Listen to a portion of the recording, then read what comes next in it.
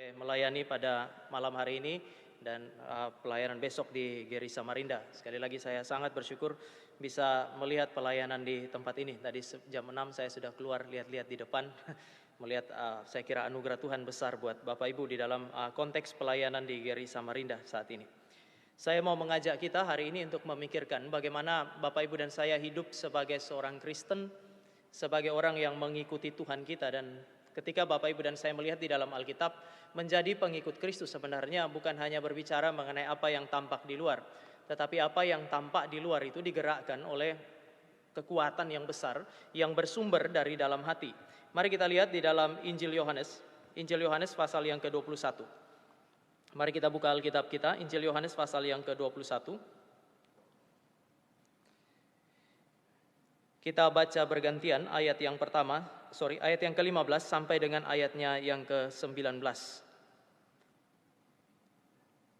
Injil Yohanes pasal yang ke-21 ayatnya yang ke-15 sampai dengan ayatnya yang ke-19. Kita bergantian sampai 18, lalu 19 kita baca sama-sama. Sesudah sarapan, Yesus berkata kepada Simon Petrus, "Simon anak Yohanes, apakah engkau mengasihi aku lebih daripada mereka ini?" Jawab Petrus kepadanya, "Benar Tuhan, engkau tahu bahwa aku mengasihi engkau." Kata Yesus kepadanya, "Gembalakanlah domba-dombaku."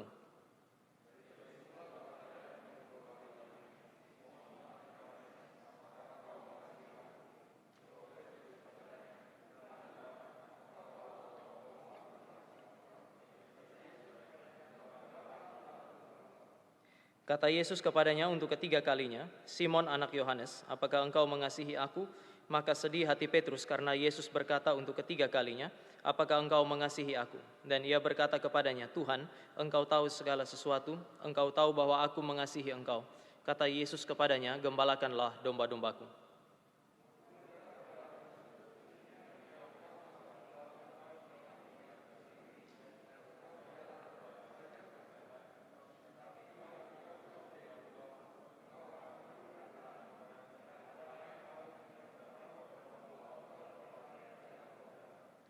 Sama-sama ayat yang ke-19.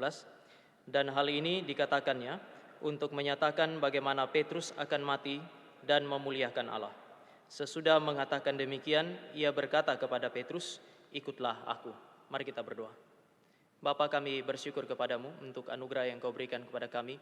Kami bersyukur untuk Kristus yang telah dianugerahkan untuk menjadi juru selamat kami dan penebus hidup kami. Kami bersyukur karena Allah yang hidup itu telah juga memberikan kepada kami kehidupan melalui pekerjaan Allah Roh Kudus yang mengaplikasikan karya keselamatan Kristus di dalam hidup. Dan Allah Roh Kudus yang sama pula yang telah memberi firman kepada kami supaya kami boleh mengenal Allah dan mengerti kehendak-Nya. Kiranya Allah yang telah memberi firman menjadi Allah yang juga bekerja mencerahkan pikiran kami supaya kami memperoleh pemahaman terhadap kebenaran firman. Menjadikan hati kami sebagai tempat yang baik sehingga kebenaran firman yang kami baca dan kami renungkan bersama-sama boleh menjadi kekuatan yang Allah pakai untuk mengarahkan hidup kami untuk menjadi saksi Tuhan di tengah-tengah dunia di mana kami hidup. Ini doa dan permohonan kami. Di dalam nama Tuhan Yesus kami berdoa dan kami menyambut penjelasan kebenaran firman Tuhan. Amin. Ya, Bapak, Ibu, dan Saudara, saya akan mulai dari ayat yang ke-19. Di dalam ayat yang ke-19, di situ Tuhan Yesus berkata kepada Simon Petrus, "Ikutlah aku." Perintah ikutlah aku. Kemudian kalau kita lihat di dalam ayat yang ke-20 sampai dengan ayat yang ke-23, itu diikuti dengan Petrus berjalan bersama-sama dengan Tuhan Yesus. Maka perintah ikutlah aku, Bapak, Ibu, dan saya bisa lihat paling tidak sebagai satu tindakan yang nyata untuk berjalan bersama-sama dengan Tuhan Yesus pada hari itu. Jadi dia berjalan bersama dengan Tuhan Yesus. Tetapi persoalannya, mengikuti Yesus sebenarnya bukan semata-mata berkaitan dengan hal-hal yang tampak. Oleh karena mengikuti Yesus itu memang terkait dengan hal yang nampak tetapi tidak semata-mata berkaitan dengan hal yang tampak. Maka Bapak Ibu bisa lihat dari ayat yang ke-15 sampai dengan ayat yang ke-18, Tuhan Yesus berbicara mengenai apa yang harus ada di dalam hati Petrus sebelum Tuhan Yesus mengajak dia untuk kemudian jalan dan mengikuti Yesus Kristus. Bapak, Ibu, dan saya tahu bahwa ketika Tuhan Yesus sebelum disalibkan, dia melayani kira-kira 3,5 tahun. Berkali-kali di dalam Alkitab dicatat orang banyak berbondong-bondong mengikuti dia. Artinya, kalau Bapak, Ibu, dan saya lihat berdasarkan fenomena yang nampak atau kenyataan yang kelihatan dari mata manusia, ada banyak sekali pengikut. Tetapi ketika Yesus mengalami apa yang disebut sebagai penderitaan sampai dengan mengalami apa yang disebut sebagai kematian, orang banyak yang berbondong-bondong itu lari meninggalkan dia. Bahkan mungkin mereka bersekutu bersama-sama dengan pemimpin agama Yahudi untuk berseru menyalibkan Yesus Kristus. Mereka melawan Yesus Kristus. Dari luar kelihatannya mereka berbondong-bondong mengikuti Yesus Kristus, tetapi sebenarnya dari dalam mereka, di dalam hati mereka, mereka tidak pernah menjadi murid daripada Yesus Kristus. Maka saya percaya bahwa tindakan eksternal Bapak Ibu dan saya sebagai Kristen yang kelihatan dan kemudian bisa disaksikan oleh banyak orang sebenarnya ditentukan dari dalam. Oleh karena itu Yesus Kristus membereskan sekali lagi pikiran daripada Simon Petrus dan juga hati dari Simon Petrus sebelum berkata kepada dia, ikutlah aku. Dan pada akhirnya saudara dan saya tahu Simon Petrus berjalan terus-menerus mengikuti Tuhan Yesus. Pada masa sebelum Uni Soviet itu hancur, presiden terakhir yang memimpin Uni Soviet itu Mikhail Gorbachev. Pada masa itu Uni Soviet adalah kekuatan yang sangat besar yang bisa mengimbangi Amerika. Dia merupakan salah satu dari dua kekuatan adidaya yang begitu besar di dalam dunia. Tetapi kemudian setelah pemerintahan daripada Mikhail Gorbachev ini lalu saudara dan saya bisa melihat bahwa Uni Soviet itu hancur berkeping-keping. Sekarang mungkin yang paling kuat ya Rusia yang tampak atau kelihatan menonjol. Orang kemudian banyak berspekulasi dengan banyak teori mengenai apa yang menjadi penyebab daripada kehancuran itu. Tetapi entah sadar atau tidak, Mikhail Gorbachev di dalam sebuah wawancara itu mengatakan demikian. Di dalam hatiku, aku tidak pernah menjadi seorang komunis. Uni Soviet pada masa itu adalah sebuah negara komunis yang bisa mengimbangi Amerika. Salah satu penyebab, saya yakin salah satu penyebab kehancuran daripada Uni Soviet, negara komunis yang begitu besar itu adalah pemimpinnya tidak pernah menjadi seorang komunis. Bagaimana mungkin sebuah negara besar komunis itu bisa bertahan kalau dia dipimpin oleh seorang yang hatinya tidak pernah menjadi seorang komunis? Mungkin kita bisa bilang, oh puji Tuhan dengan demikian maka Uni Soviet bisa hancur. Ya, tapi begitulah gereja hancur hari ini. Orang bisa banyak di dalam gereja, tetapi kalau hati mereka tidak pernah betul-betul menjadi pengikut Kristus yang sejati, menjadi Kristen yang sejati, maka mereka akan menjadi kekuatan yang besar yang menghancurkan gereja, bukan dari luar tetapi dari dalam. Mengapa? Karena hati mereka bukan Kristen sejak awal. Oleh karena itu maka saya mau mengajak kita untuk memikirkan mengenai apa itu kekristenan. Kita bicara seperti apa hati orang Kristen dan kemudian seperti apa kehidupan mereka. Mari kita mulai dengan pertanyaan pertama dari Tuhan Yesus. Sesudah sarapan, Yesus berkata kepada Simon Petrus, Simon anak Yohanes, apakah engkau mengasihi aku lebih daripada mereka ini? Jawab Petrus kepadanya, benar Tuhan, engkau tahu bahwa aku mengasihi engkau. Kata Yesus kepadanya, gembalakanlah domba-dombaku. Saya mau menggarisbawahi poin pertama dari apa yang kita bahas hari ini. Di dalam slide yang saya berikan di situ, Bapak Ibu bisa lihat bahwa pertanyaan lebih daripada mereka ini adalah sebuah pertanyaan yang penting. Simon anak Yohanes, apakah engkau mengasihi aku lebih daripada mereka ini? Mengapa ini penting? Bapak Ibu bisa lihat bahwa ini adalah sebuah pertanyaan. Pertanyaan pertama adalah sebuah pertanyaan yang berbeda dengan dua pertanyaan selanjutnya. Di dalam dua pertanyaan selanjutnya hanya sampai kepada apakah engkau mengasihi aku? Lalu jawaban daripada Simon Petrus adalah, benar Tuhan, aku mengasihi engkau. Tetapi ketika Tuhan Yesus bertanya yang pertama, dia menambahkan sebuah frasa, apakah engkau mengasihi aku lebih daripada mereka ini? Yang saya mau ajak saudara untuk lihat adalah kata mereka yang dipakai oleh Tuhan Yesus. Saudara, kata benda di dalam bahasa Yunani itu punya gendernya. Misalnya kalau Tama seorang laki-laki, orang Yunani tidak perlu menulis seorang laki-laki bernama Tama. Dia tulis saja Tama dan manusia yang bernama Tama, kemudian ada gender yang mengikutinya. Gender itu maskulin. Maka pembaca langsung tahu bahwa Tama seorang laki-laki. Kalau itu seorang perempuan maka gendernya adalah feminin. Tapi kalau itu adalah benda seperti mimbar ini, tidak bisa diidentifikasi gendernya maskulin atau feminin, maka dia akan memakai, orang Yunani akan memakai gender yang ketiga, yaitu neuter. Yang menarik adalah ketika Tuhan Yesus bertanya kepada Simon Petrus, Simon anak Yohanes, apakah engkau mengasihi aku lebih daripada mereka ini? Kata mereka itu bukan gendernya, bukan maskulin, artinya tidak bicara mengenai manusia-manusia laki-laki di sekitar mereka. Gendernya juga bukan feminin, sehingga pertanyaan ini tidak berkaitan dengan pengikut-pengikut Kristus mungkin yang perempuan yang ada di sekitar mereka. Gender yang digunakan oleh Tuhan Yesus adalah neuter. Artinya sementara berbicara mengenai benda-benda yang ada di sekitar mereka. Apakah engkau mengasihi aku, Simon Petrus, lebih dari segala sesuatu yang ada di sekitarku? Yang ada di sekitar kamu hari ini? Pertanyaannya apa? Mari kita lihat ayat 1 sampai dengan ayat 14. Yohanes pasal yang ke-21 ayat 1 sampai 14. Saya tidak membaca, tapi saya mau mengingatkan Bapak Ibu mengenai cerita ini. Tuhan Yesus memang sudah bangkit dari antara orang mati, tetapi pada masa itu ketika Tuhan Yesus bangkit, Tuhan Yesus kan hanya sewaktu-waktu menampakkan diri. Tidak lagi seperti biasa terus jalan sama-sama dengan murid-murid, sehingga tidak ada jaminan masa depan bagi mereka. Mereka punya hidup itu terancam. Bapak Ibu mesti ingat pertanyaan Simon Petrus, Tuhan, kami telah meninggalkan segala sesuatu untuk mengikut Engkau. Apa yang akan kami dapatkan kembali setelah kami meninggalkan segala sesuatu? Tuhan Yesus bilang, barang siapa yang meninggalkan segala sesuatu dan mengikut aku, dia akan mendapatkan kembali 100 kali lipat. Mungkin Simon Petrus di dalam kepalanya membayangkan, kalau saya ikut Tuhan meninggalkan satu perahu 100 kali lipat, lumayanlah 100 perahu. 100 jala, apalagi rumah yang dia tinggalkan satu, dia akan dapat berapa kali lipat. Tetapi ketika mereka pergi mengikuti Yesus 3,5 tahun, dan perjalanan mengikuti Yesus selama 3,5 tahun itu berakhir dengan penyaliban. Dan penyaliban itu dilakukan dengan sangat mengerikan, sehingga yang saudara dan saya sebut sebagai juru selamat itu disalibkan dalam kondisi telanjang. Tentara Romawi senantiasa memaku orang di atas kayu salib dalam kondisi telanjang untuk mempermalukan orang-orang yang disalibkan maupun pengikut-pengikutnya. Ini adalah pukulan yang sangat keras bagi murid-murid Tuhan Yesus. Maka Bapak Ibu akan lihat di dalam Yohanes pasal yang ke-21, Petrus bilang kepada murid-murid yang lain, aku akan kembali menangkap ikan. Penjala ikan menjadi penjala manusia. Oleh karena kecewa, gak dapat apa-apa setelah 3,5 tahun meninggalkan segala sesuatu dan mengikuti Yesus Kristus, gak dapat apa-apa. Maka dia bilang, sekarang saya akan kembali menjadi penjala ikan. Penjala ikan menjadi penjala manusia, balik lagi menjadi penjala ikan. Dan sepanjang malam mereka gak mendapatkan apa-apa, satu ikan pun tidak. Mereka berjuang untuk hidup, berjuang untuk memuaskan apa yang menjadi rasa lapar mereka. Tetapi sepanjang malam itu mereka tidak mendapatkan apa-apa, sampai pagi hari Tuhan Yesus datang dan Tuhan Yesus bilang, tebarkan jalamu di sebelah kanan. Mereka menebarkan jala di sebelah kanan, ada 153 ikan, sampai jala itu hampir koyak.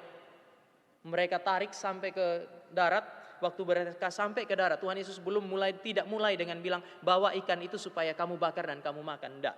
Waktu mereka pergi sudah ada ikan dan sudah ada roti. Sisanya baru mereka ambil dari 153 itu, lalu kemudian mereka bakar dan kemudian mereka makan. Setelah makan kenyang, baru Tuhan Yesus tanya, Simon anak Yohanes, apakah engkau mengasihi aku lebih daripada mereka ini? Mereka yang dimaksud di situ, jika ini gendernya adalah neuter, itu berarti Yesus sementara berbicara mungkin mengenai perahu dan jala yang baru saja dipakai untuk menangkap ikan. Ikan-ikan yang baru saja mereka tangkap dan memuaskan apa yang menjadi kebutuhan mereka, keinginan mereka sepanjang malam. Kalau saya mau sederhanakan kalimat Tuhan Yesus, Simon anak Yohanes, apakah engkau mengasihi aku yang memberikan kamu berkat ini lebih daripada berkat-berkat yang baru saja aku berikan kepadamu? Bapak Ibu, inilah kekristenan. Kekristenan berarti saudara dan saya mengasihi Allah, mengasihi Kristus lebih dari segala sesuatu yang ada di dalam kehidupan saudara dan saya. Yesus berkata, apakah engkau mengasihi aku, sumber berkat, yang memberikan engkau segala sesuatu yang baik, yang engkau miliki saat ini, dan yang telah memuaskan hatimu, yang telah mengenyangkan perutmu itu, apakah engkau mengasihi aku yang telah memberi semuanya itu, lebih daripada segala sesuatu yang telah aku berikan kepadamu? Oleh karena itu maka saya kira tepat jika saudara dan saya mengatakan bahwa berdasarkan teks yang saudara dan saya baca, ciri utama murid Kristus adalah mereka mengasihi Kristus, mengasihi Allah lebih dari segala sesuatu yang pernah hadir di dalam kehidupannya. Tetapi pertanyaannya sekarang adalah, apakah ini adalah sebuah permintaan yang egois? Kalau anak muda sekarang mungkin bisa bilang, Tuhan Yesus kok kelihatan terlalu posesif ya. Nggak boleh mengasihi yang lain, hanya mengasihi Dia saja. Bukankah kalau saudara dan saya lihat ini di dalam kehidupan orang Kristen atau di dalam kehidupan sehari-hari, kalau ada satu orang yang bilang kamu hanya boleh berelasi dengan saya, kamu hanya boleh mengasihi dan mencintai saya, dan kamu harus mencintai saya lebih dari segala sesuatu, kita akan melihat dia sebagai orang yang egois. Bukankah Yesus Kristus sekarang jika memang prinsipnya, kalau kamu mau ikut saya, kamu harus mengasihi aku lebih dari segala sesuatu. Apakah ini sebuah perintah yang egois? Apakah kalau saudara dan saya mengikut Tuhan, maka saudara harus mengabaikan dan meninggalkan segala sesuatu? Suami ikut Tuhan, istri ditinggalkan. Apakah memang harus ditafsirkan sedemikian? Istri ikut Tuhan, suami diabaikan. Apakah memang harus demikian? Anak ikut Tuhan, orang tua itu tidak diperhatikan. Apakah memang harus demikian? Kalau memang ini yang dituntut oleh Tuhan Yesus, maka saudara dan saya bisa bilang bahwa Yesus Kristus adalah Allah yang egois. Karena kalau ikut Dia berarti mengabaikan segala sesuatu. Tetapi Bapak Ibu, saya kira tidak demikian. Saya kutip seorang penulis namanya C.S. Lewis. Dia mengatakan bahwa ketika Yesus meminta saudara dan saya mengasihi Dia lebih dari segala sesuatu, itu tidak berarti bahwa Dia meminta saudara dan saya mengabaikan segala sesuatu. Tetapi yang Dia minta adalah kasihilah Dia, Allah yang sejati, yang adalah kasih itu. Supaya Dia melatih kita untuk tahu mengasihi segala sesuatu dengan benar. Saya tulis di dalam PowerPoint itu adalah prasyarat untuk mengasihi dengan benar. Supaya Bapak Ibu dan saya bisa mengasihi segala sesuatu yang ada, yang Tuhan percayakan kepada kita. Entah suami kita, istri kita, anak-anak kita. Kalau Tuhan berikan kepada kita, mereka layak dikasihi, layak. Tetapi supaya kita bisa mengasihi dengan benar, Allah yang adalah kasih itulah yang harus mengajar kepada saudara dan saya bagaimana cara mengasihi mereka dengan benar. Jangan pernah bermimpi kita bisa mengasihi pekerjaan kita, mengasihi gereja kita, mengasihi pelayanan kita dengan benar, kalau kita tidak mulai dengan mengasihi Allah yang sejati. Bagaimana saudara dan saya bisa memiliki kasih kalau kasih itu tidak pernah ada di dalam hati kita dan menggerakkan kita untuk mengasihi? Kalau Allah adalah kasih, maka Dia harus ada di dalam hati Bapak Ibu dan saya. Kalau Allah adalah kasih, maka Dialah yang harus menggerakkan kita, mengajar kita bagaimana mengasihi dengan benar. Jadi Yesus tidak minta Bapak Ibu dan saya untuk mengabaikan segala sesuatu, tidak. Tetapi Yesus bilang, seolah-olah Dia mau bilang kepada saudara dan saya, kasihilah aku supaya aku hadir dalam hidupmu dan menata hatimu, mengajarkan engkau bagaimana mengasihi segala sesuatu dengan benar. Kita tidak dipanggil untuk menolak dan membenci segala sesuatu yang kita miliki. Kita diminta untuk mengasihi semua yang kita miliki kalau itu baik. Tetapi kita harus mengasihinya dengan benar. Dan Allah, hanya Allah saja yang bisa membuat saudara dan saya mengasihi dengan benar. Paling tidak, saudara, kita ini tidak bisa mengasihi segala sesuatu yang kita miliki dengan cara yang bertentangan dengan kehendak daripada Allah yang adalah kasih. Saya mengasihi anak saya, tetapi tidak semua yang dia minta harus saya berikan. Saya harus perhatikan apakah hal-hal yang dia minta ini sesuai dengan kebutuhannya dia, bertentangankah itu dengan firman atau tidak. Saya tidak bisa karena saya mengasihi dan mencintai dia, dan karena dia adalah anak satu-satunya, apapun yang dia minta saya kasih. Nggak bisa begitu kan. Itu bukan kasih, itu kan tindakan yang kelihatannya sebagai kasih, tetapi ini kan tindakan yang mencelakakan. Tetapi kalau saya mengasihi dia, maka saya harus memperhatikan apakah ekspresi cinta kasih saya kepada dia itu sesuai dengan kehendak Allah atau tidak. Saya tidak tahu apakah ada mahasiswa di sini, tetapi kan ada masa-masa mahasiswa itu ujian tengah semester, ujian akhir semester, ada dosen yang kasih soal-soal yang sulit gitu. Apakah ekspresi kasih itu berarti karena saya mengasihi teman saya yang lagi kesusahan menemukan jawaban, kebetulan saya tahu saya mengekspresikan kasih saya dengan memberikan jawaban kepada dia, apakah itu kasih? Saudara dan saya tidak bisa mengasihi seseorang dengan melawan kehendak daripada Allah yang adalah kasih itu. Kasih tidak bisa bertentangan dengan kasih. Dan kalau Allah adalah kasih yang sejati, saudara tidak bisa mengekspresikan kasih dengan cara yang bertentangan dengan apa yang Dia kehendaki. Oleh karena itu maka Tuhan Yesus bilang, kasihilah aku lebih dari segala sesuatu, supaya aku mengajar engkau bagaimana cara mengasihi dengan benar. Tahun 2003 Bapak Ibu saya melayani di Pulau Alor. Waktu itu belum join dengan gerakan kita, dan kemudian kami pergi melayani. Selama kira-kira 3 bulan kami tinggal di satu rumah. Jadi itu rumah semacam base campnya kami. Dan di rumah itu menikmati pelayanan daripada suami istri yang tempat kami tinggal itu. Bagi saya itu sesuatu yang luar biasa. Kelihatannya kehidupan mereka itu baik, bisa jadi berkat. Sampai saya dalam hati besok-besok kalau menikah, saya pengen keluarga saya kayak seperti itu. Tapi kan kalau kita mau tanya sungkan. Masih mahasiswa waktu itu, sehingga ya sudahlah, saya biarkan semua berjalan seperti biasa. Sampai besok kami akan pulang, saya tunggu momen itu. Saya lihat dia biasa minum kopi, bapaknya minum kopi di depan dekat teras. Lalu sengaja saya datang ke situ karena besok mau pulang, saya duduk di situ. Lalu kemudian ngobrol-ngobrol ngalor ngidul, kemudian saya tanya, Pak, saya mau tanya satu. Saya lihat selama 3 bulan ini Bapak Ibu punya keluarga bagus sekali. Boleh enggak cerita sedikit bagaimana bisa begitu? Wah, dia tertawa. Lalu dia bilang, kamu nih masih muda, sudah punya pacar belum? Saya bilang belum. Itu belum tahu apa-apa kamu. Lalu kemudian dia cerita. Belum ada 2 tahun yang lalu kami mau cerai. Saya terkejut. Lalu kemudian dia mulai cerita sejarah yang panjang. Dia itu atlet Aikido, istrinya atlet Taekwondo. Lalu mereka sama-sama dari NTT itu dikirim sebagai atlet PON. Ketemulah di pesawat, lalu kemudian menikah. Karena dua-dua berprestasi, maka waktu pulang dua-dua jadi pegawai negeri. Setelah sudah jadi pegawai negeri, menikah, belum ada anak, nggak ada masalah. Waktu punya 1 anak, punya 2 anak. Istri itu bukan karena benci suami, saudara ya. Karena mencintai suami, dia bilang sama suami begini, lebih baik saya berhenti kerja saja supaya bisa urus anak-anak kita. Suami bilang oke, tapi dalam pikirannya dia, sekarang kalau istri sudah berhenti kerja berarti penghasilan kurang kan. Maka dia berusaha untuk cari tambahan. Dia bilang sejak saat itu, saya cari tambahan itu bukan karena saya benci keluarga saya. Saya mengasihi mereka dan saya siapkan semua. Tapi kemudian mungkin komunikasi yang kurang, entah apalah. Tetapi dia bilang sekitar 3 atau 4 bulan kemudian semua masalah dari lantai sampai loteng itu masalah. Lalu mereka bertengkar hebat. Dia bilang ada satu hari di mana dia duduk, kursi yang dia pakai itu, kursi malas itu, yang goyang. Dia bilang saya lagi duduk di sini. Kami bertengkar, lalu tiba-tiba saya dengar ada orang lari dari dapur. Dia baru sadar bahwa itu istrinya.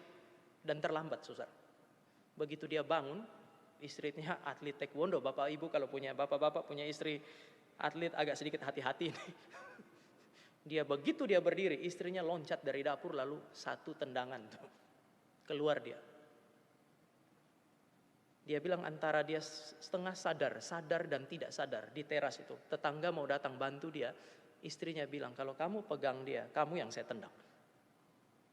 Siapa berani sama istri kayak begini? Waktu saya dengar cerita ini, waktu saya mau menikah dengan Vikaris Grace, saya tanya dulu kamu belajar kamu ada belajar bela diri enggak? Waktu dia bilang enggak, paling tidak saya lega. Tapi habis cerita itu, saudara, kira-kira 2 tahun kemudian saya nggak berasa ada bekas kok. Lalu dia cerita, ada seorang hamba Tuhan yang melayani dia. Dan di dalam keluarga itu orang pertama yang mengalami kelahiran baru adalah suaminya. Sementara dalam proses perceraian. Lalu kemudian pendeta itu bilang, kalau kamu sudah percaya sama Tuhan, apakah kamu mengasihi Tuhan? Iya, saya mengasihi Tuhan. Saudara ingat, seperti cinta yang mula-mula dalam hati. Lalu kemudian kalau kamu mengasihi Tuhanmu, cobalah belajar taat sama firman-Nya. Firman yang mana Pak Pendeta? Apa yang disatukan oleh Allah tidak boleh dipisahkan oleh manusia. Dia bilang sulit Pak, saya sudah sulit sekali untuk mencintai dia. Bapak kalau ditendang istri bagaimana? Lalu kemudian pendeta itu bilang, coba kamu lihat dari Hosea. Hosea itu bukan hanya disuruh untuk mengawini seorang pelacur. Mengawini pelacur gampang. Tetapi coba kamu lihat, Tuhan minta dia untuk belajar mencintai pelacur itu. Setelah dia mencintai pelacur itu, dia nikahi pelacur itu pergi dan melacur lagi. Sakit hati Hosea. Hosea harus sakit hati, supaya sakit hatinya dia mewakili sakit hati Tuhan. Lalu kemudian pendeta itu bilang sama dia, kamu harus belajar mengasihi dan mencintai istri yang Tuhan berikan pada kamu. Dia layani istrinya. Istrinya juga terima Tuhan Yesus. Saudara, itu keluarga enggak jadi pecah. Tidak jadi cerai. 2 tahun kemudian saya praktek di situ. Saya pengen punya keluarga kayak begitu. Kalau saya tahu ceritanya seperti sebelumnya, saya juga ragu-ragu. Tetapi cinta kasih Tuhan. Tuhan mengajar mereka bagaimana suami harus mengasihi istri dengan benar. Dan bagaimana istri kemudian belajar mencintai suaminya dengan benar. Siapa saudara dan saya sehingga saudara dan saya bisa mencintai semua dengan benar. Bagaimana saudara dan saya mau membagi cinta kasih itu kepada suami, kepada istri, atau kepada anak-anak kita, kepada orang tua kita, kepada keluarga kita, kepada pekerjaan kita, kepada gereja kita. Siapa kita sehingga kita bisa bagi hati kita untuk sekian banyak hal yang Tuhan taruh dalam hidup kita untuk dikasihi. Gak bisa. Saudara dan saya hanya bisa melakukan itu jika Allah mulai masuk ke dalam hati saudara dan saya dan menggerakkan kita, mengajar kita bagaimana cara mengasihi segala sesuatu dengan benar. Oleh karena itu maka di dalam slide yang saya tulis di situ, mengasihi Allah lebih dari segala sesuatu adalah prasyarat. Itu adalah prasyarat supaya saudara dan saya bisa mengasihi dan mencintai yang lain dengan benar. Ini adalah syarat supaya saudara dan saya bebas dari berhala. Seorang penulis namanya Timothy Keller. Timothy Keller bilang bahwa yang menjadi berhala dalam hidup Bapak Ibu dan saya biasanya bukan hal-hal yang buruk. Yang paling berpotensi jadi berhala itu hal-hal yang baik. Justru karena dia baiklah maka dia bisa jadi berhala. Perintah ini, jangan membuat bagimu patung yang menyerupai apapun yang di langit di atas, di bumi di bawah, dan di dalam air di bawah bumi. Bukankah semua yang di langit di atas, di bumi di bawah, di dalam air di bawah bumi ini kan diciptakan oleh Tuhan, dan Tuhan bilang sungguh amat baik. Justru karena dia sungguh amat baik, maka dia bisa jadi berhala. Apa yang baik dalam kehidupan Bapak Ibu dan saya hari ini? Semua yang baik yang Tuhan berikan sebagai berkat, itu layak untuk dijaga dengan baik. Karena itu baik, itu layak untuk dikasihi. Karena itu baik, maka itu layak untuk saudara dan saya cintai. Kita mesti pelihara, kita mesti pertanggungjawabkan itu. Tetapi kadang-kadang usaha untuk menjaga, memelihara segala yang baik itu bisa berubah menjadi pemberhalaan. Anak muda waktu pacaran rajin sekali datang ke gereja. Ketemunya di PA di gereja. Seharusnya idealnya setelah menikah ini menjadi sebuah kekuatan yang lebih besar untuk kemudian melayani Tuhan. Tetapi berapa banyak orang yang menjadikan keluarga justru sebagai alasan justru untuk kemudian tidak melayani. Apa yang baik yang sebelumnya Tuhan percayakan seharusnya menjadi kekuatan yang makin besar sebagai alat atau sarana yang makin baik untuk kemudian saudara dan saya pakai untuk kemudian melayani Tuhan. Tetapi seringkali dia bisa berubah menjadi berhala yang menghalangi relasi saudara dan saya dengan Tuhan, bukan karena dia jahat atau dia tidak baik, tetapi justru karena dia baik. Hanya cinta kepada Allah lah yang membuat saudara dan saya bisa mengasihi semua yang baik itu dengan benar, sehingga dia tidak berubah menjadi berhala. Sekali lagi, yang baik itu layak untuk dikasihi. Kekristenan bukan sebuah keyakinan yang mengajak saudara dan saya untuk membuang segala sesuatu, menyingkirkan segala sesuatu. Tidak. Kekristenan mengajak saudara dan saya bertanggung jawab terhadap segala sesuatu. Dan saya percaya tanggung jawab itu melibatkan cinta, melibatkan perhatian, bertanggung jawab terhadap kehidupan anak-anak kita, bertanggung jawab terhadap gereja, melibatkan cinta kasih kepada gereja, melibatkan cinta kasih terhadap keluarga dan anak-anak kita. Tetapi hanya cinta kepada Allah di atas segala sesuatulah yang membuat Bapak Ibu dan saya itu bisa terhindar, sekali lagi bisa terhindar dari pemberhalaan. Yang ketiga, mengapa kita harus mengasihi dan mencintai Kristus lebih dari segala sesuatu? Karena saudara dan saya mengasihi, kalau saudara dan saya mengasihi dan mencintai Kristus lebih dari segala sesuatu, maka kita punya kemungkinan untuk bertahan sampai akhir. Simon Petrus itu pernah bilang, Tuhan kalau yang lain lari meninggalkan engkau, saya enggak. Saya akan memberikan nyawa saya bagi kamu. Waktu Tuhan Yesus bilang, aku akan pergi ke tempat kemana aku pergi, kamu tidak bisa pergi. Simon Petrus bilang, memangnya mau kemana sih Tuhan? Kasih tahu saya akan pergi sama-sama dengan engkau. Lalu Tuhan Yesus bilang, kamu akan pergi ke tempat kemana aku pergi, Simon? Saya kasih tahu kamu, besok sebelum ayam berkokok, kamu telah menyangkali aku 3 kali. Lalu Simon Petrus bilang apa? Meskipun mereka semua lari meninggalkan engkau, aku rela mati bersama-sama dengan engkau. Wah, luar biasa. Kalau kita ketemu orang kayak begini, kelihatan begitu loyal, kelihatan begitu mengasihi dan mencintai kita, kita senang. Tapi Yesus Kristus dengan jujur mengatakan, kamu gak mungkin Petrus, kamu gak mungkin pergi ke tempat kemana saya pergi. Dan besoknya terbukti, sebelum ayam berkokok, Simon Petrus telah menyangkali Yesus 3 kali. Bukankah ini persoalannya? Sehingga Tuhan Yesus tanya dia, apakah engkau mengasihi aku lebih daripada mereka ini? Simon Petrus tidak akan mungkin bisa bertahan di dalam pergumulan, di dalam penderitaannya, kalau dia tidak mengasihi Kristus lebih dari segala sesuatu, bahkan mengasihi Kristus lebih daripada kehidupannya sendiri. Orang kalau pacaran berjalan makin jauh itu kan makin bagus ya, asal jalan berdua. Saya masih ingat, saya waktu masih remaja ya sempat pacaran juga. Ada perbedaan perlakuan saya dengan terhadap pacar saya dan perlakuan saya terhadap ibu kandung saya. Ibu kandung saya itu kadang-kadang bilang sama saya, Tam, antar mama ke pasar. Itu beban, meskipun pakai motor, beban itu. Mama saya kalau pergi ya belanja, Bapak Ibu pasar tradisional itu panjang, itu bisa 1,5 km. Mama saya itu sangat tekun. Dia bisa tanya harga dari sini sampai sini. Baru dia lihat ini mana yang paling murah, dia balik. Jadi saudara bisa bayangkan kalau antar mama belanja itu berjam-jam. Saya kehilangan kesabaran saya, padahal naik motor.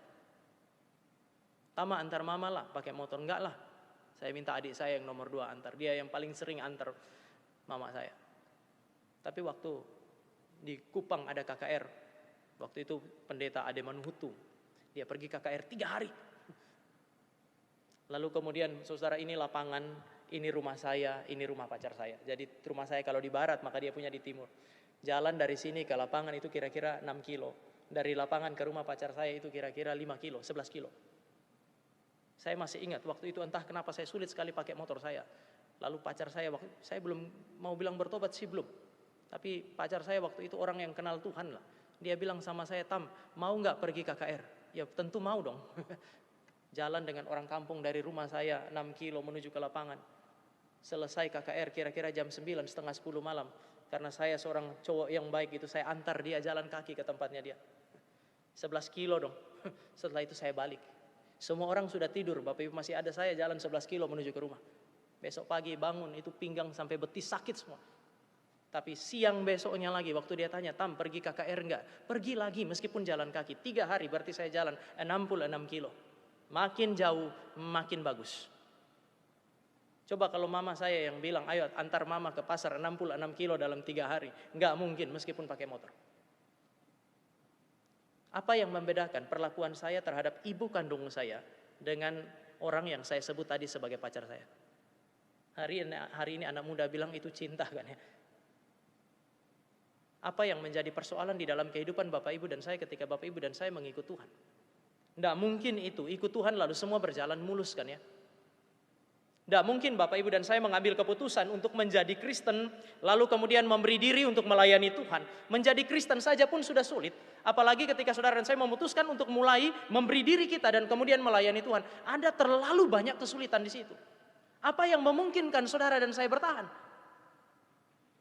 Saudara dan saya nggak bisa bertahan dengan hal-hal yang lain kecuali saudara dan saya mengasihi dan mencintai dia lebih dari segala sesuatu. Kalau saudara dan saya mengasihi dia lebih dari segala sesuatu, maka kita tidak akan rela untuk menukar apapun dengan dia. Oleh karena itu maka Kristus bilang kepada Simon Petrus, "Kamu harus mengasihi dan mencintai aku lebih dari apapun di dalam alam semesta ini." Dan inilah kekristenan. Orang Kristen adalah orang yang mengasihi dan mencintai Kristusnya lebih dari segala sesuatu. Sehingga di poin yang terakhir, saya tulis di situ. Kasih kepada Allah di atas segala-galanya membuat saudara dan saya bisa berkomitmen kepada Allah dan kebenaran. Dengan demikian, kadang-kadang kita bisa rela untuk berpisah. Orang Kristen itu seringkali digambarkan seperti orang yang penuh dengan cinta kasih sehingga tidak mungkin berpisah dengan siapapun. Saya sering lihat jemaat itu waktu lihat pendetanya atau hamba-hamba Tuhan terlibat dalam perdebatan, sering ada pertanyaan ini kan, orang Kristen kok begitu ya? Kan kalau berdebat nanti kita terbelah. Iya. Memangnya kenapa? Apakah memang kekristenan itu adalah, kalau saya pakai istilah, agama atau sebuah keyakinan, sebuah wawasan dunia yang tidak memungkinkan perpisahan? Justru sebaliknya. Kalau saudara dan saya mengasihi dan mencintai Tuhan dengan benar, kita cukup berani ya. Kita punya kerelaan untuk berpisah dengan segala sesuatu yang lain meskipun saudara dan saya mengasihi dan mencintai dia. Atau sebaliknya, dia mengasihi dan mencintai saudara. Ketika saudara dan saya ikut Tuhan, ada orang-orang yang selama ini bersama-sama dengan kita. Kadang-kadang begitu saudara bilang, "Saya memutuskan untuk menjadi Kristen, melayani Tuhan saya." Keputusan ini bisa mengakibatkan orang yang tadinya jalan sama-sama dengan kita meninggalkan kita, bukan? Saya tidak tahu apakah Bapak Ibu pernah mengalami pengalaman itu. Pertama kali saya ambil keputusan menjadi hamba Tuhan, orang pertama yang melawan keputusan itu justru papa kandung saya. Apakah karena benci hamba Tuhan? Enggak. Dia suka mancing, dan kalau dia pergi pancing dia dapat ikan yang paling besar dan ikan paling baik, pasti singgah di pastori. Kalau Pak Irwan Hung adalah pendeta saya waktu itu, pasti ikan terbaik dapat tuh. Yang paling besar dan paling bagus. Apakah ini berarti dia mengasihi hamba Tuhan? Setelah saya belajar dan kemudian mengerti, mungkin bukan mengasihi, kasihan sama hamba Tuhan. Oleh karena itu waktu kami duduk lalu saya bilang, "Pak, nggak jadi dokter." "Ini apa? Mau jadi apa?" "Sekolah pilot." Dia sebut semua kecuali pendeta. Lalu saya bilang, "Pak, enggak, nanti mau sekolah teologi." Dia simpan makanannya, dia lihat saya, lalu pertanyaan pertama, "Kamu mau makan apa nanti?" Sejak hari itu, studi keputusan untuk menjadi hamba Tuhan itu menjadi pergumulan bagi saya. Pergi sekolah, mau berangkat, beliau yang belikan tiket. "Kamu mau pergi, saya belikan tiket." Tapi kemudian sampai di bandara dia bilang, saya nggak akan kasih 1 sen untuk bayar uang sekolah. Begitu sudah peluk mama, peluk dia mau jalan, dia peluk. Tapi kemudian dia bilang begini, jangan pulang sebelum kamu buktikan bahwa ini panggilan Tuhan. Orang pertama yang menantang keputusan itu adalah orang yang terdekat. Hari ini relasi kami sangat baik, Tuhan pulihkan itu. Tetapi Bapak Ibu dan saya bisa lihat bahwa kadang-kadang ketika saudara dan saya memutuskan untuk mengikut Tuhan, tidak selalu semua orang di sekitar saudara dan saya itu mendukung. Cinta kepada Allah membuat saudara dan saya memiliki keberanian dan kerelaan untuk berpisah dengan siapapun. Meskipun pada saat yang sama, kita bukan orang-orang yang terlalu mudah berpisah dengan semua orang. Tetapi mestinya ada kerelaan untuk itu. Mestinya ada keberanian untuk itu. Cinta kepada Allah bisa memisahkan saudara dan saya dari orang-orang yang kita kasihi, atau memisahkan orang-orang yang mengasihi kita dari kita. Karena apa? Karena saudara dan saya mengasihi Allah dan kebenaran. Tuhan bereskan pertama kali. Percakapan pertama setelah Tuhan memberikan segala sesuatu yang diharapkan Petrus sepanjang hari itu. Tuhan bilang, kamu harus mengasihi aku lebih dari segala sesuatu. Yang kedua, slide berikutnya. Kalau seandainya saya mengasihi Tuhan, mari Bapak Ibu perhatikan 3 kali di dalam ayat yang ke-15 sampai dengan ayat yang ke-17. Ayat 15 sampai dengan ayat yang ke-17. Ada 3 kali Tuhan bertanya, apakah engkau mengasihi aku? Dan ada 3 kali pula Simon Petrus berkata, ya Tuhan, benar Tuhan, aku mengasihi engkau. Lalu kemudian Tuhan Yesus menjawab kepada dia, gembalakanlah domba-dombaku.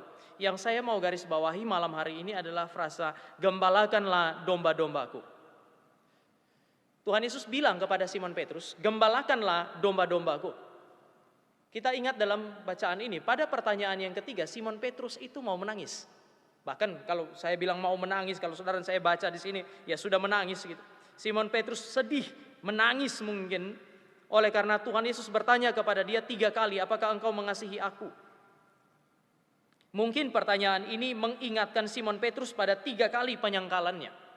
Tetapi saya kira bukan persoalan terbesar itu, bukan hanya ingat bahwa dia pernah menyangkali Yesus 3 kali. Persoalan yang paling besar adalah bagaimana menunjukkan kepada Tuhan Yesus bahwa sekarang saya benar-benar mengasihi dia. Dulu Simon Petrus bilang, saya mengasihi engkau, kalaupun mati saya akan kasih nyawa saya untuk kamu. Tetapi kemudian besok dia menyangkali Yesus 3 kali. Sekarang hatinya benar-benar mengasihi dan mencintai Tuhan. Tapi dia tidak tahu bagaimana caranya mengekspresikan cinta kasih itu. Sekali lagi, dia tidak tahu bagaimana caranya mengekspresikan cinta kasih itu kepada Tuhan. Simon Petrus mungkin sedih karena dia berpikir, dulu saya tidak mengasihi engkau, saya telah mengkhianati engkau. Sekarang Tuhan, engkau tahu saya benar-benar mengasihi engkau, tapi saya tidak tahu bagaimana mengekspresikan cinta kasih saya kepadamu.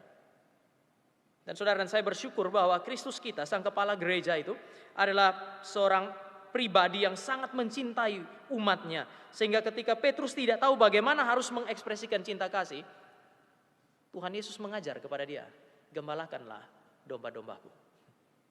Mari kita coba menempatkan diri kita di dalam konteks ini. Kita mengasihi Tuhan, tetapi kita tidak tahu bagaimana mengekspresikannya. Sehingga kita lagi berduka cita, saya tidak tahu ya bagaimana caranya supaya Tuhan mengerti. Atau orang yang ada di depan saya ini, kalau kita Petrus, mengerti bahwa saya benar-benar mencintai dia.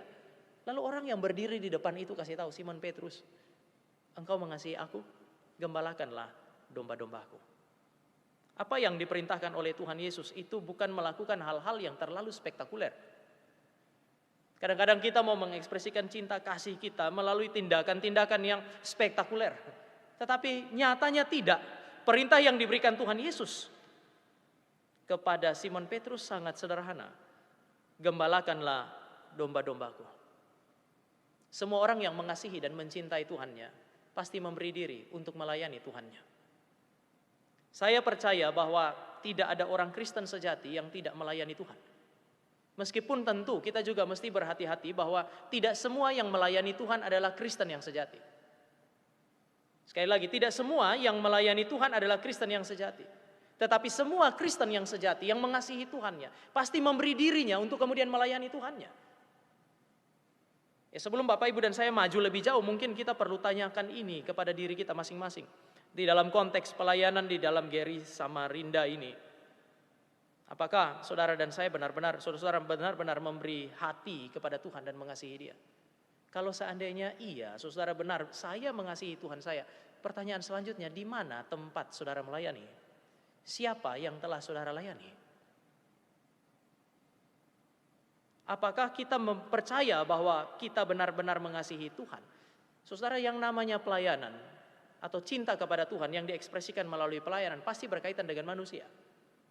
Pendeta Irwan dan Semu Diana ini tidak bisa datang kepada sinode lalu bilang kepada Pak Anton dan Pendeta Sucipto, kami mau pergi melayani di Pulau Nipa, nggak lagi di Samarinda.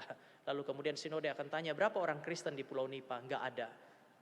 Di titik awal sinode akan pikir, hati kalian mulia sekali ya, pendeta dan Semu, hati kalian begitu mulia. Meskipun nggak ada orang Kristen di sana, kalian tetap mau pergi melayani di Pulau Nipa, salah satu pulau terluar di Indonesia.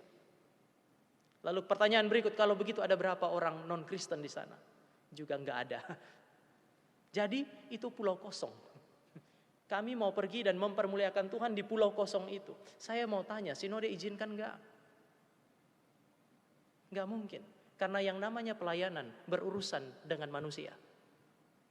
Pelayanan yang mungkin saat ini yang tidak kelihatan langsung berkaitan dengan manusia, ya ini tim Aufi.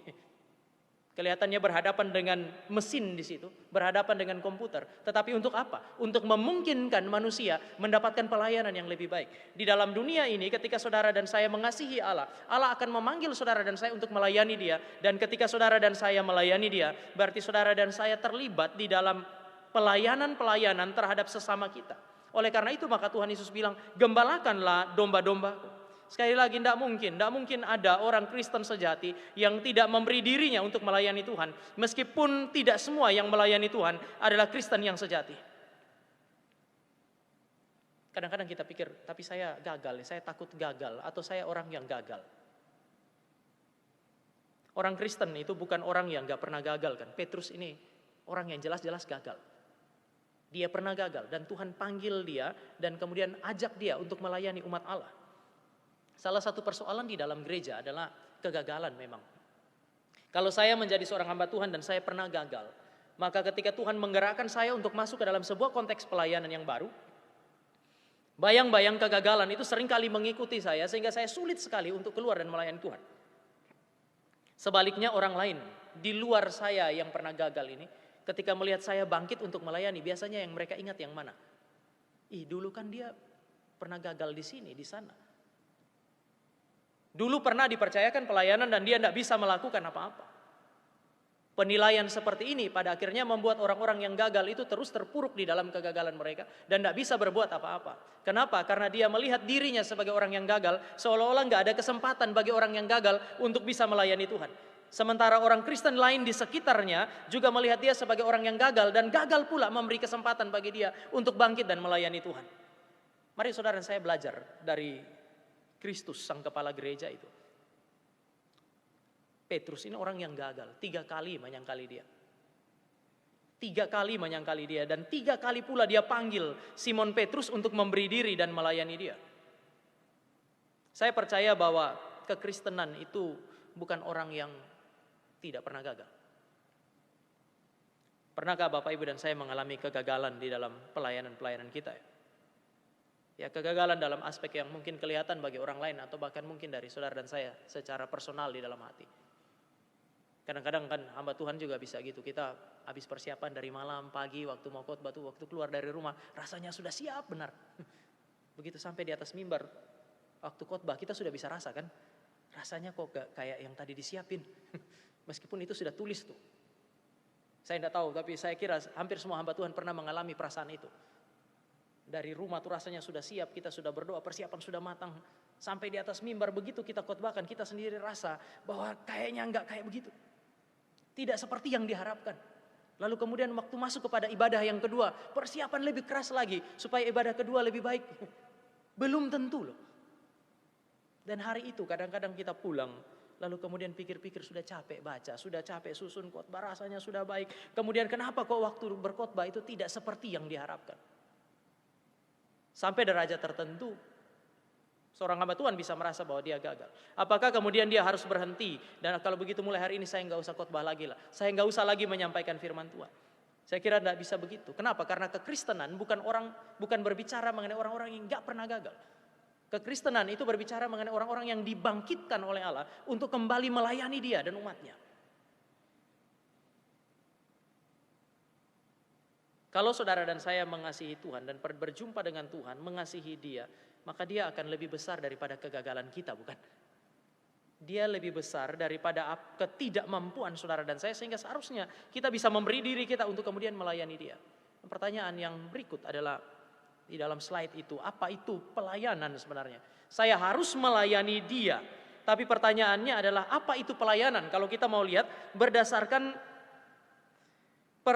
kalimat Tuhan Yesus, gembalakanlah domba-dombaku. Bagi saya Tuhan Yesus sementara mendefinisikan pelayanan. Pelayanan berarti saudara dan saya melaksanakan tanggung jawab yang dipercayakan, bukan menduduki posisi tertentu. Bagi saudara yang berasal dari timur seperti saya, saudara tahu bahwa di dalam gereja-gereja kita, saya dari Gemit, itu kalau Natal atau Paskah, saudara, kita punya buku acara itu. Itu kalau dilipat kertas A4 dilipat. Di belakang itu ada beberapa halaman, bisa 2 halaman sendiri nama panitia, font 9. Terus itu dibelah 2 dan ada. Kalau saudara dan saya panitia punya nama, dia ada jadi panitia dan namanya dia nggak masuk di situ, tahun depan dia nggak akan jadi panitia lagi. Jadi yang bikin buku acara itu harus hati-hati sedemikian rupa supaya tidak satu nama pun yang luput, harus masuk. Saudara bisa bayangkan kalau 2 halaman dibagi 2 font 9. Penuh, itu berarti kan bisa puluhan orang namanya ada di situ. Pertanyaannya, sepanjang persiapan sampai dengan hari H berapa sih yang kerja? Kadang-kadang cuma 3. Jadi itu seperti keramaian di atas bukit Golgota waktu Yesus disalib tuh. Ramai sekali, tapi yang tersalib 3. Itu 3 yang kerja tuh. Seringkali yang terjadi sedemikian. Jadi semua ingin menjadi panitia, tetapi yang melaksanakan tanggung jawab 3. Pertanyaannya adalah siapa yang melayani? Yang menduduki posisi katakanlah sebagai panitia atau yang menjalankan tanggung jawab sebagai panitia. Saudara bisa aplikasikan ini di dalam seluruh dimensi hidup saudara dan saya. Saya mahasiswa Kristen. Apakah saya mahasiswa Kristen karena saya kebetulan adalah seorang mahasiswa dan beragama Kristen? Saya guru Kristen. Apakah karena saya adalah seorang guru yang kebetulan beragama Kristen? Apalagi, saudara bisa kaitkan itu semua posisi ini dalam kehidupan saudara dan saya. Tapi saudara ingat, Tuhan Yesus bilang begini, Simon anak Yohanes, apakah engkau mengasihi aku? Lalu Simon bilang, iya aku mengasihi engkau. Tuhan Yesus tidak bilang begini, jadilah gembala. Kalau dia bilang jadilah gembala, Petrus cukup jadi seorang gembala. Duduki posisi sebagai gembala dan selesai di situ. Tetapi yang diperintahkan oleh Yesus Kristus di sini adalah gembalakanlah domba-dombaku. Perintah ini adalah perintah untuk mengerjakan tanggung jawab sebagai seorang gembala. Simon Petrus adalah gembala karena dia melakukan pekerjaan sebagai seorang gembala. Simon Petrus adalah gembala bukan karena dia menduduki posisi sebagai gembala. Orang tua Kristen bukanlah orang tua yang kebetulan beragama Kristen dan punya anak. Orang tua Kristen adalah orang tua yang menjalankan tanggung jawabnya sesuai dengan apa yang diperintahkan firman kepada dia bagi anak-anaknya. Sehingga saya sangat percaya bahwa inilah pelayanan. Melayani berarti saudara dan saya melaksanakan, mengerjakan tanggung jawab yang Tuhan percayakan kepada kita tanpa harus peduli posisi apa yang sebenarnya saudara dan saya berikan. Di dalam konteks teologi reform saudara dan saya waktu bicara mengenai panggilan, itu kan bisa bergeser ya. Panggilan itu seperti stasiun.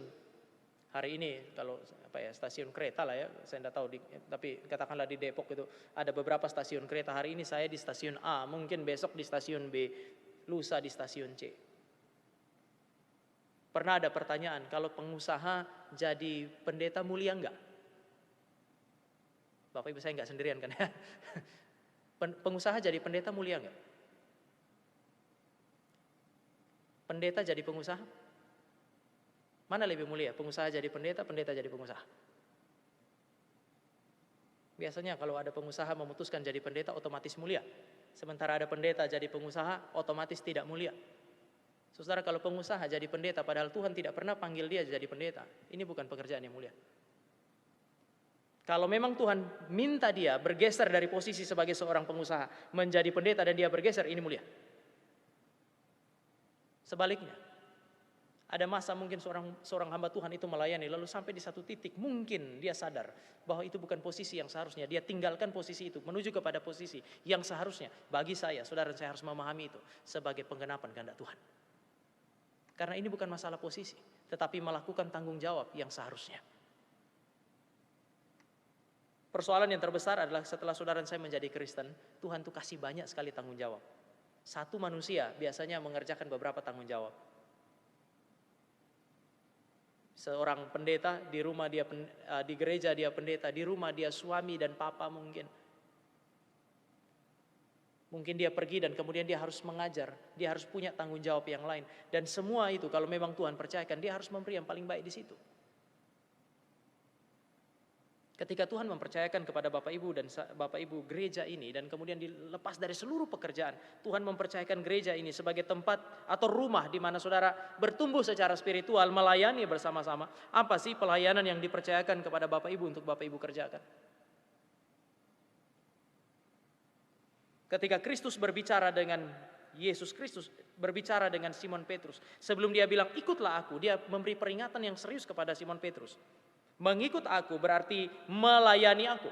Melayani aku berarti melakukan semua tanggung jawab yang dipercayakan kepadamu. Sekali lagi, cinta kasih kepada Allah selalu terekspresi melalui apa yang kita sebut sebagai pelayanan. Melayani Allah melalui pelayanan kepada umatnya. Yang ketiga, saudara. Semua Kristen ketika mereka melayani, saya bilang kita harus melayani. Bapak Ibu memberi diri untuk kemudian melayani. Semua Kristen itu melayani dengan kesadaran bahwa pelayanan adalah anugerah. Slide yang ketiga. Mari Bapak Ibu kita baca satu bagian perbandingan ya di dalam kitab 2 Korintus pasal yang keempat. 2 Korintus pasal yang keempat. Tadi saya bilang kita harus melayani dan waktu kita melayani, kita harus melayani dengan penuh tanggung jawab. Mengapa? Kitab 2 Korintus pasal yang keempat ayat 1 dan 2. Saya bacakan bagi Bapak Ibu. Oleh kemurahan Allah kami telah menerima pelayanan ini. Oleh anugerah Allah kami telah menerima pelayanan ini. Karena itu kami tidak tawar hati. Tetapi kami menolak segala perbuatan tersembunyi yang memalukan. Kami tidak berlaku licik dan tidak memalsukan firman Allah. Sebaliknya kami menyatakan kebenaran dan dengan demikian kami menyerahkan diri kami untuk dipertimbangkan oleh semua orang di hadapan Allah. Bapak Ibu, dia mulai dengan satu pernyataan di situ, oleh karena anugerah Allah atau kemurahan Allah kami telah menerima pelayanan ini. Ini perspektif Paulus waktu dia melihat pelayanan yang dia terima, yang sementara dia kerjakan. Korintus adalah salah satu konteks pelayanan paling sulit bagi Paulus. Ada banyak tempat di mana dia melayani dan salah satu yang paling sulit adalah Korintus. Kerasulan Paulus ditolak di Korintus. Saya kira sulit ya kalau saudara dan saya melayani di satu tempat. Kita pergi dan kemudian kita masuk dalam pelayanan. Pada saat kita melayani, kita tahu bahwa kita sementara ditolak oleh orang-orang yang kita layani. Paulus berhadapan dengan orang-orang di Korintus dengan fakta ini. Melayani mereka, tetapi mereka menolak dia. Tetapi kemudian dia berkata, oleh kemurahan Allah kami telah menerima pelayanan ini. Ada satu kesadaran bahwa waktu dia masuk dan melayani orang-orang di Korintus, itu adalah pelayanan yang diberikan Allah berdasarkan anugerah. Oleh karena itu Bapak Ibu, apa yang dia lakukan adalah ayat yang kedua. Kami menolak segala perbuatan tersembunyi yang memalukan. Apa yang dimaksud dengan perbuatan tersembunyi? Perbuatan tersembunyi adalah segala tindakan yang Bapak Ibu dan saya hanya berani lakukan di dalam kamar, di tempat yang tersembunyi. Kita nggak berani lakukan itu di depan orang lain karena itu memalukan. Maka Paulus bilang kami menolak segala perbuatan tersembunyi yang memalukan. Hal-hal yang memalukan tidak bisa menjadi kesaksian secara personal maupun secara komunal. Kami tidak melakukan itu. Baik secara terang-terangan maupun secara sembunyi-sembunyi, kami tidak melakukan itu. Kami tidak berlaku licik dan tidak memalsukan firman Allah. Mengapa dia melakukan pelayanan, menghadapi pelayanan yang sulit dengan jujur, tidak harus berpolitik di situ. Dia tidak harus memalsukan firman supaya dia diterima. Orang menolak dia nggak harus palsukan firman.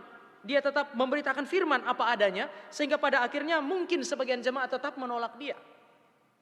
Tetapi dia tetap melakukannya. Dia memberi yang terbaik, sehingga Bapak Ibu bisa lihat ya di dalam ayat yang ketiga. Jika Injil yang kami beritakan masih tertutup juga, maka ia tertutup untuk mereka yang akan binasa. Saya sudah siapkan yang paling baik. Kesaksian hidup ya, pemberitaan secara verbal juga sudah saya siapkan dengan baik. Sehingga kalau ada yang binasa di dalam jemaat, itu bukan karena saya tidak melakukan yang terbaik, tetapi memang karena dia akan binasa berdasarkan penentuan Allah. Ini sebuah klaim yang bagi saya terlalu berani. Tapi Paulus seolah-olah mau bilang, saya sudah kasih yang paling baik. Semua yang menjadi tanggung jawab saya, sudah saya kerjakan. Kenapa? Dia bilang, oleh karena kami menerima pelayanan ini, karena kemurahan Allah. Bapak Ibu, kita tahu akhir daripada kehidupan Petrus seperti apa ya. Tradisi gereja bilang, dia mati disalibkan, tapi kepalanya ke bawah. Apa yang membuat dia setia? Saya yakin kesadaran bahwa dia melayani karena anugerah Allah. Bapak Reformasi Yohanes Calvin waktu menafsirkan ayat ini, Yohanes Calvin itu bilang, kita tahu Petrus nggak layak. Bukan cuma itu, Petrus sendiri tahu bahwa dia tidak layak. Tetapi Petrus tidak bisa berbuat apa-apa. Kita juga tidak bisa berbuat apa-apa. Mengapa? Karena sang kepala gereja lah yang memberi anugerah pelayanan ini kepada Petrus. Penjala ikan jadi penjala manusia, balik lagi menjadi penjala ikan. Dan Tuhan kelihatan begitu ngotot sehingga penjala ikan ini dibalikin kembali menjadi penjala manusia. Ini yang kita sebut sebagai anugerah. Permisi tanya, kapan terakhir kali waktu Bapak Ibu capek-capek kerja KKR regional, melayani di gereja, lalu Bapak Ibu melakukannya dengan kesadaran, waktu capek, waktu dibikin marah oleh orang, lalu kemudian kita sadari bahwa ini adalah bagian dari anugerah Allah. Seluruh pelayanan yang saudara dan saya kerjakan, jika itu dikerjakan untuk melayani Tuhan, itu adalah anugerah Allah. Kita dituntut untuk memberikan yang terbaik. Maka ada beberapa kemungkinan di dalam slide yang saya buat itu. Yang pertama adalah, kalau saudara dan saya masuk ke dalam pelayanan dengan kesadaran bahwa pelayanan adalah anugerah Allah, maka saudara dan saya akan masuk dengan ucapan syukur di tengah-tengah kesulitan itu. Loh, ini anugerah kok. Maka ada ketika saudara dan saya berhadapan dengan kesulitan, kita tetap bisa memberi yang terbaik dengan ucapan syukur. Oleh karena ini diterima sebagai anugerah. Dan orang-orang yang mensyukuri tanggung jawabnya, memberi yang terbaik di dalam tanggung jawabnya, bagi saya punya peluang besar untuk berhasil. Tuhan kasih panggilan, Tuhan kasih kepercayaan, kita kerja dengan sukacita, kita kasih yang paling baik, besar sekali kita berhasil. Tapi kalau seandainya kita sadar bahwa pelayanan adalah anugerah, saudara dan saya akan enggan untuk menjadi sombong. Banyak orang sombong di dalam pelayanannya karena dia Tuhan kasih kapasitas. Dengan kapasitas yang dia punya, dia berhasil. Dia pikir bahwa dia berhasil karena kapasitasnya. Dia pikir dia sukses karena kapasitasnya. Petrus punya kapasitas besar. Di antara semua murid ketika hari Pentakostal terjadi itu, yang berdiri dan berkhotbah kepada banyak orang itu Tuhan pakai Simon Petrus. Saya percaya kapasitasnya besar. Berkhotbah kepada banyak orang dan 3.000 orang bertobat. Kapasitas yang sangat besar. Tuhan pakai itu. Tetapi Bapak Ibu ingat kalimat ini. Kapasitas besar Tuhan pakai itu. Ini anugerah. Sebaliknya ketika Bapak Ibu dan saya berhadapan dengan kekurangan, keterbatasan kita tidak perlu terlalu minder. Tadi datang Pak Irwan lagi wawancara orang katekisasi. Saya pernah masuk dalam, biasa kalau saya katekisasi ada banyak pertanyaan setelah kita ngobrol-ngobrol, biasanya tanya ya, nanti mau pelayanan di mana setelah ini, kan jadi anggota kan ya. Saya pernah ketemu satu orang yang, wah Pak, saya ini tidak tahu lah, kayaknya saya ini nggak bisa apa-apa. Saya lihat semua orang yang melayani di gereja ini, saya rasa Tuhan pakai mereka luar biasa. Saya nggak tahu mau apa Pak. Akhirnya kita mulai sebutlah, saya bilang di pelayanan di sini nggak banyak Pak. Saya dengar Bapak kadang-kadang duduk di belakang nyanyi, suara bagus. Nanti pelan-pelan ya jadi singers, jadi song leader. Kalau memang baik ya nanti terus jadi liturgis. Wah Pak, Bapak salah dengar, saya nggak bisa nyanyi. Tolaklah pelayanan yang itu. Sampai kemudian pindah dari satu pelayanan kepada pelayanan yang lain. Tidak ada satupun yang cocok. Terakhir saya sudah jengkel. Akhirnya saya bilang, ya sudahlah Pak, terima tamu aja ya. Aduh Pak, saya nggak bisa senyum. Jadi nggak ada satupun yang bisa. Saya enggak tahu ini minder atau sombong ya, tapi di slide itu saya tulis itu kesombongan. Kita saking sombongnya, kita pikir kita punya kekurangan, ini tidak bisa dilampaui oleh Tuhan. Bukankah ini kesombongan juga? Ada orang sombong karena Tuhan kasih kapasitas, ada orang sombong seolah-olah kekurangannya dia, ketidaklayakan dia itu tak bisa dilampaui oleh Tuhan. Petrus ini orang yang nggak layak. Dari hitungan kita dia nggak layak. Tetapi ketidaklayakannya dia itu dilampaui oleh Tuhan. Tuhan tempatkan dia pada posisi yang begitu mulia dan kemudian dia mengerjakan pelayanan itu. Bagi saya keminderan sampai pada tahapan yang terlalu sudah akut, itu sudah bukan minder lagi, itu kesombongan yang terekspresi melalui keminderan. Bapak Ibu dan saya juga harus melampaui itu. Di dalam konteks bergereja ya, penghalang bagi kita untuk bisa melayani dengan baik ya dua ini kan. Kapasitas terlalu besar sehingga kita menjadi sombong dalam pengertian yang seperti kita definisikan hari ini, atau waktu kita lihat diri kita dibandingkan dengan semua pelayanan rasanya nggak mampu, lalu kita nggak mau masuk sama sekali, seolah-olah Tuhan nggak bisa mampukan saudara dan saya untuk melakukan itu. Kalau pelayanan adalah anugerah Tuhan, maka Bapak Ibu dan saya mestinya bisa melampaui baik kesombongan oleh karena kita merasa terlalu besar, atau kita juga perlu melampaui ya, meninggalkan perasaan tidak mampu, seolah-olah Tuhan tidak bisa memperbaiki kondisi kita. Simon Petrus, sekali lagi saudara mau lihat dari sudut pandang apa? Apakah dia punya kapasitas? Pasti. Tetapi dia nggak bisa sombong karena dia tahu bahwa sebenarnya dengan kapasitas itu pun dia gagal kok. Pada saat yang sama saudara dan saya bisa berteriak, dia ini adalah orang yang nggak layak. Dan Yohanes Calvin bilang betul, dia tahu bahwa dia nggak layak. Tetapi yang melayakkan dia, yang melampaui ketidaklayakannya adalah Tuhan yang empunya gereja, yang empunya pelayanan. Saya kira inilah yang disebut saudara dan saya bisa sebut sebagai penyerahan diri kepada Tuhan. Orang-orang yang adalah Kristen yang melayani Tuhan, mereka melayani dengan kesadaran bahwa pelayanan yang mereka lakukan, sesulit apapun itu adalah anugerah Tuhan. Next.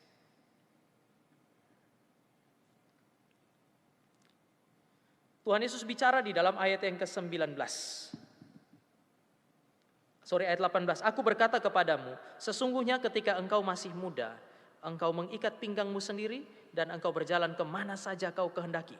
Tetapi jika engkau sudah menjadi tua, engkau akan mengulurkan tanganmu dan orang lain akan mengikat engkau dan membawa engkau ke tempat yang tidak kau kehendaki.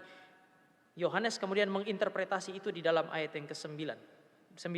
Dan hal ini dikatakannya untuk menyatakan bagaimana Petrus akan mati dan memuliakan Allah.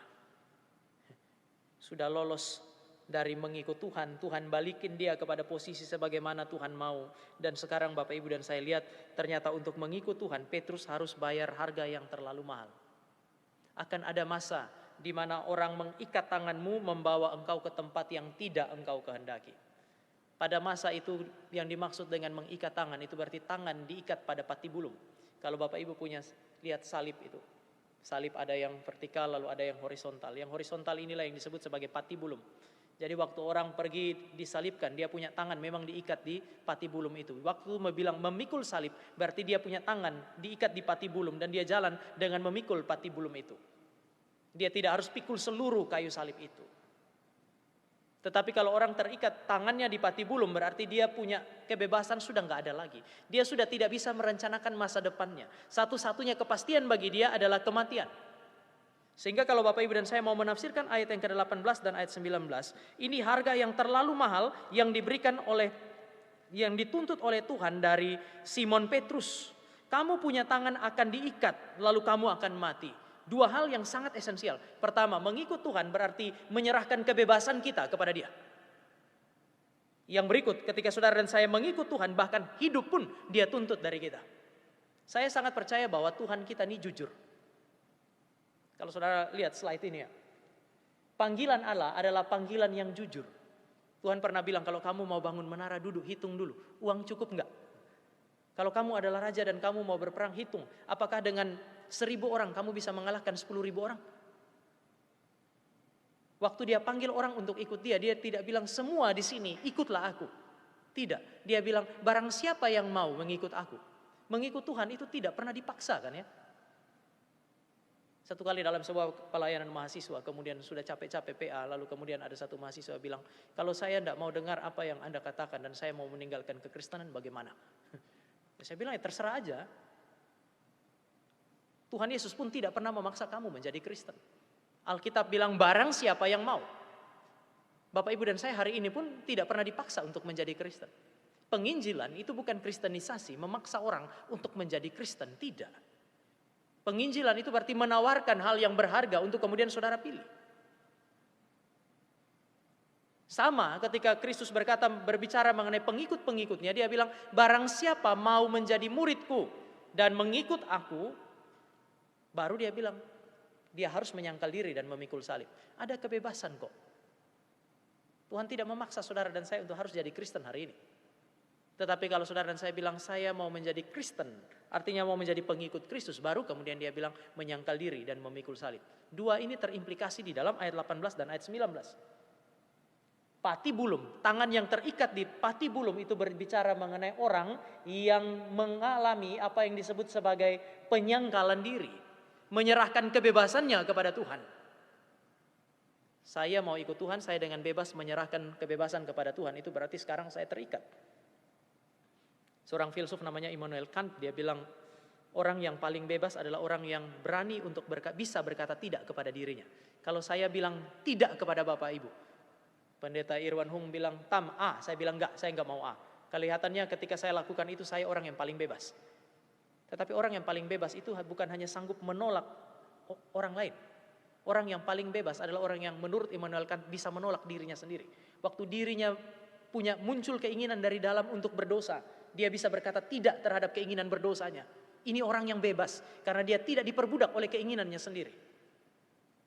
Tapi jauh sebelum Immanuel Kant ngomong itu, Tuhan Yesus sudah ngomong, barang siapa yang mau ikut aku, dia harus menyangkal dirinya. Istilah menyangkal diri pakai kata aperneomai, bukan pakai kata amnesia. Aperneomai berarti menolak sesuatu dari dalam. Itu berarti hasrat berdosa saya, keinginan-keinginan berdosa saya yang berlawanan dengan kehendak Allah, itulah yang mesti saya tolak. Ini kebebasan yang sejati. Kita bukan hanya menolak godaan dari luar, tetapi keinginan dari dalam yang berlawanan dengan kehendak Kristus, itu pun saya tolak. Tuhan Yesus bilang, Simon Petrus, kalau kamu mau menggembalakan domba-dombaku, kebebasanmu itu akan dirampas. Bagi saya ini harga yang terlalu mahal. Hari ini mahasiswa kalau demo, salah satu yang dituntut itu kan kebebasan.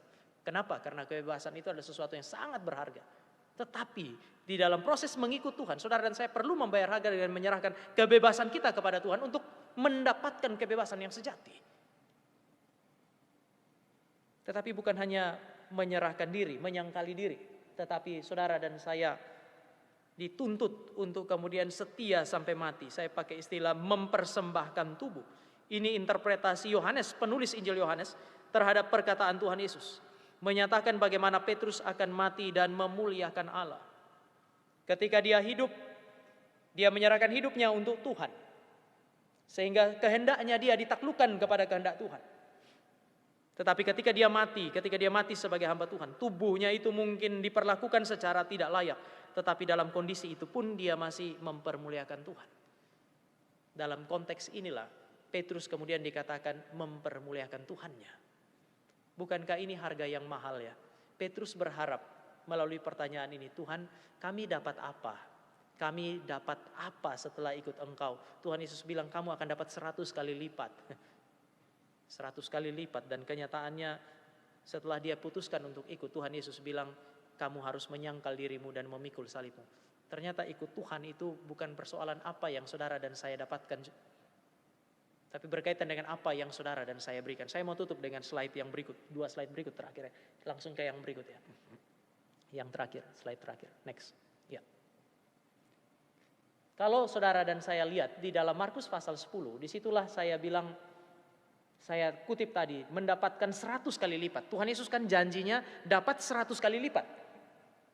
Tetapi aktualnya, Petrus malah setelah mau ikut Tuhan, Tuhan Yesus bilang kamu akan kehilangan kebebasan dan mengalami yang namanya kematian. Dengan demikian malah dia kehilangan hal yang paling berharga di dalam kehidupan kita, yaitu kebebasan dan juga nyawa. Jadi persoalannya adalah sebenarnya kita ikut Tuhan itu mendapatkan hal-hal berharga atau kehilangan hal-hal berharga. Benarkah kita ini adalah biji mata Allah? Kalau memang kita biji mata Allah, harusnya kita diperlakukan dengan baik, kita mendapatkan yang terbaik. Sehingga kata 100 kali lipat mungkin sudah tepat. Tetapi beberapa pasal kemudian, atau di dalam kitab yang lain, Tuhan Yesus malah menuntut Simon Petrus untuk memberi kebebasannya dan juga hidupnya kepada Tuhan. Pertanyaannya, kenapa saudara dan saya dituntut untuk membayar harga yang mahal itu? Saya kira beberapa hal ini. Yang pertama, ketika saudara dan saya mengikut Tuhan Yesus, itu bukan persoalan apa yang akan saudara dan saya peroleh, tetapi apa yang telah saudara dan saya peroleh. Apa yang saudara dan saya sudah dapatkan. Mari kita lihat di dalam 1 Petrus pasal yang pertama ayat 18 dan 19. 1 Petrus pasal 1 ayat 18 dan 19. Saya baca ayat 18, minta Bapak Ibu dan saudara membaca ayat yang ke-19.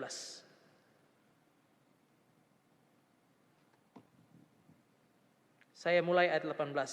Sebab kamu tahu bahwa kamu telah ditebus dari cara hidup yang sia-sia, yang kamu warisi dari nenek moyangmu, itu bukan dengan barang yang fana, bukan pula dengan perak atau emas.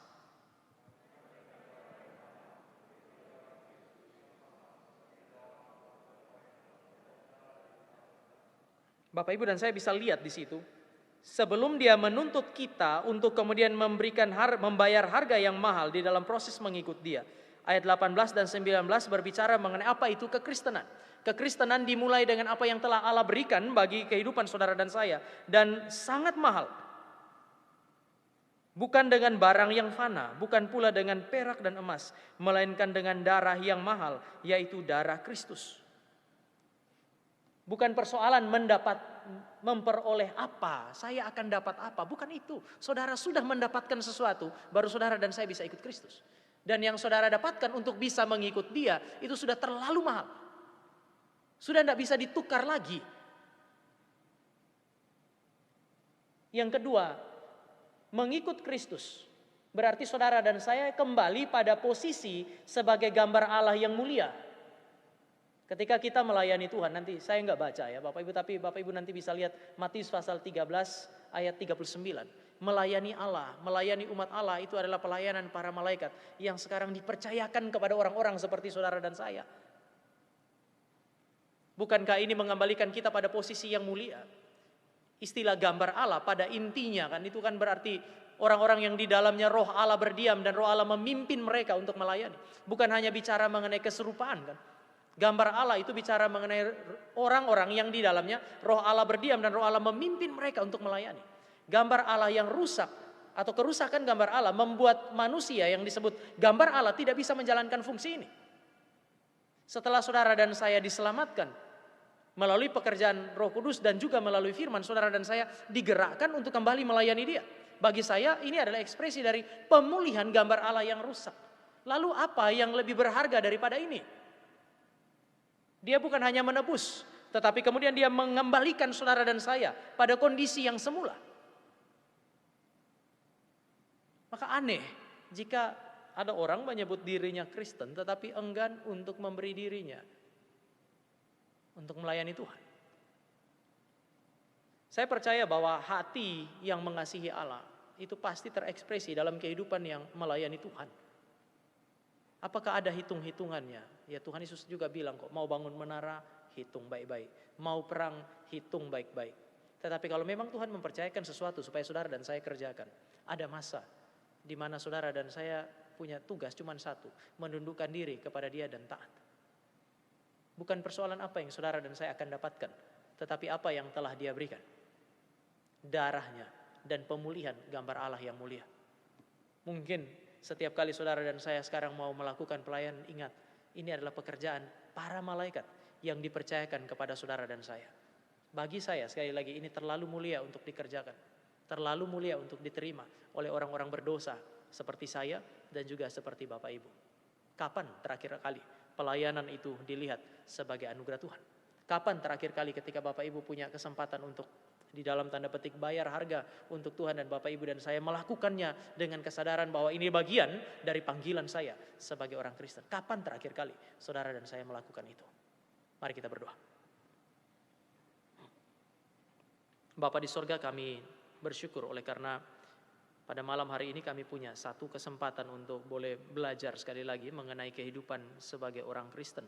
Kami bersyukur bahwa kami tidak dipanggil hanya untuk menjadi orang-orang yang masuk dan kemudian menyebut dirinya Kristen, tetapi menjadi orang-orang yang berjumpa dengan Kristus sebagai Tuhan dan Juru Selamatnya, menikmati banyak anugerah di dalam kehidupan, mulai daripada pengenalan yang benar terhadap Allah yang benar, menikmati keselamatan, dan panggilan untuk mengasihi, mencintai Dia, ekspresi ya, di dalam pelayanan kami. Kami bersyukur untuk segala sesuatu yang baik yang telah diberikan kepada kami, dan kiranya kasih karunia Tuhan menyertai kami sehingga kebenaran firman benar-benar boleh menjadi alat yang Tuhan pakai untuk menggerakkan kami, untuk boleh melayani Dia di dalam seluruh dimensi kehidupan kami. Ini doa dan permohonan kami. Di dalam nama Tuhan Yesus kami berdoa, dan kami mengucap syukur untuk waktu di mana kami boleh merenungkan firman Tuhan. Amin.